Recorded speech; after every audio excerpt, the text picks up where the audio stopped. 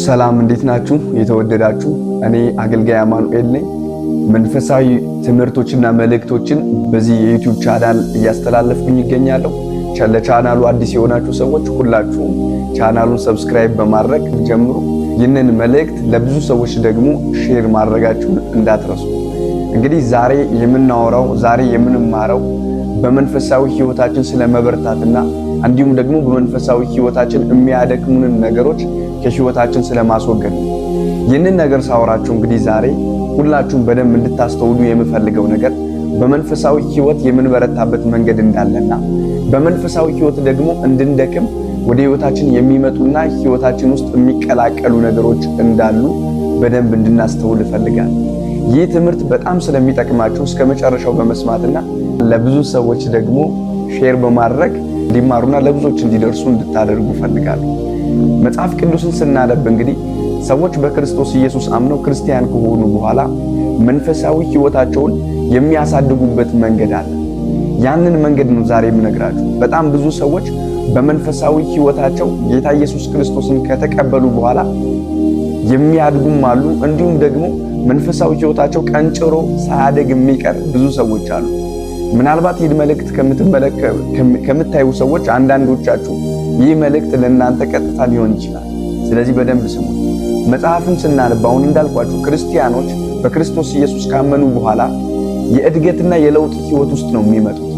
ክርስቲያን ስትሆኑ በክርስቶስ ኢየሱስ ስታምኑ ከዛን ቀን ጀምሮ ዳግመኛ ከእግዚአብሔር ተወልዳችሁ ዳግመኛ ከእግዚአብሔር ከተወለዳችሁ በኋላ ዳግመኛ የተወለደው ማንነታችሁ ዕለት ዕለት በመብላትና በመጠጣት ያድጋል። የሚበላውና የሚጠጣውም የእግዚአብሔርን ቃልና የእግዚአብሔርን መገኘት ወይም መንፈስ ቅዱስን ነው። ስለዚህ ዳግመኛ ከተወለድሽበት ቀን ጀምሮ የገባሽበት ዓለም የእድገትና የለውጥ ዓለም ነው ማለት ነው። ስለዚህ መብላትና መጠጣት ካቆማችሁ፣ ያ ማለት መጽሐፍ ቅዱስን ማንበብና መጸለይ ካቆማችሁ እድገታችሁ ይቀነጭራል ማለትም እድገታችሁ ይቆማል ማለት ነው። ስለዚህ የሰው ልጅ መንፈሳዊ ህይወቱን የሚያደክሙ በጣም ብዙ ነገሮች አሉ። መንፈሳዊ ድካም ማለት ባይዘው አለማደግ ማለት ነው። በመንፈሳዊ ህይወት አለማደግ ማለት ነው።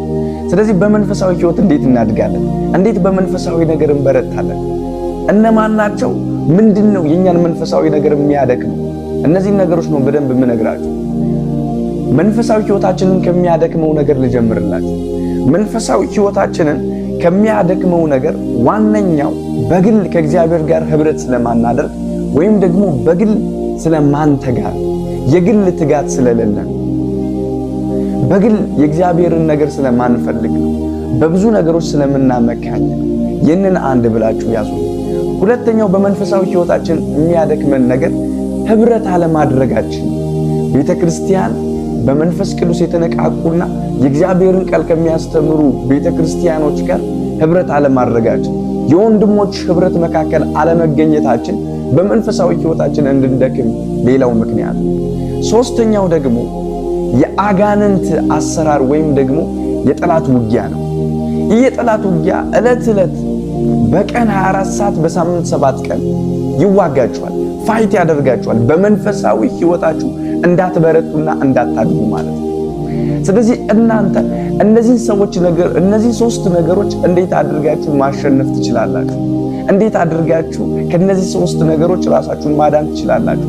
የመጀመሪያው ነገር የግል ትጋት ነው።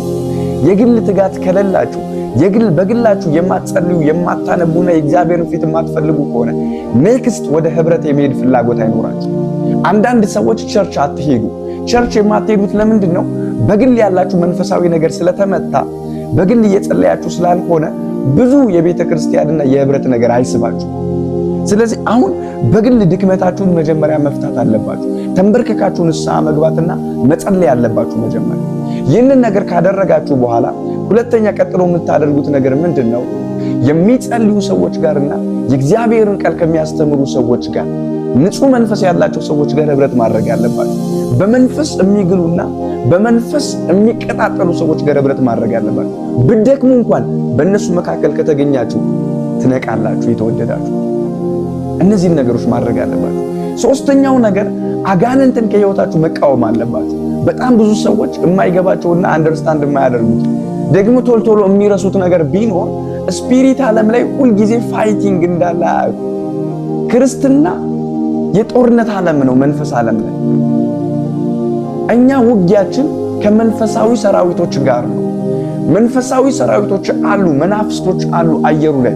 ዕለት ዕለት አገልግሎታችንን፣ ስራችንን፣ ትዳራችንን፣ ጓደኝነታችንን፣ ህብረታችንን፣ የግል የጸሎት ህይወታችንን፣ ቅድስናችንን፣ ጽድቃችንን እያንዳንዱ ነገር ለማበላሸት የሚሰሩ በቀን 24 ሰዓት በሳምንት 7 ቀን የሚሰሩ መናፍስቶች አሉ። እነዚህን መናፍስቶችን መቃወማችሁን እንዳትረሱ።